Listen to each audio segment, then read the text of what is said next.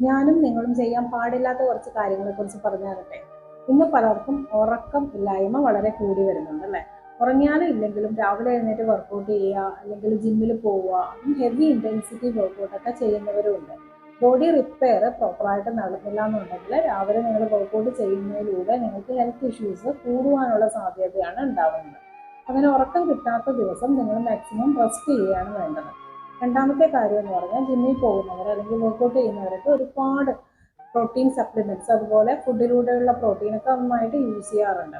അപ്പോൾ നിങ്ങൾക്ക് constipation, acidity, നിങ്ങളുടെ ഗട്ടിന്റെ ഹെൽത്ത് ഓക്കെ അല്ല എന്ന് നിങ്ങൾക്ക് തോന്നുവാണെങ്കിൽ ഒരിക്കലും പ്രോട്ടീൻസ് അമിതമായിട്ട് എടുക്കരുത്. കാരണം എന്താണെന്ന് പറഞ്ഞാൽ പ്രോട്ടീൻ്റെ ഡൈജഷൻ, അബ്സോർപ്ഷൻ, മെറ്റബോളിസം ഒന്നും പ്രോപ്പറായിട്ട് നടക്കുകയില്ല.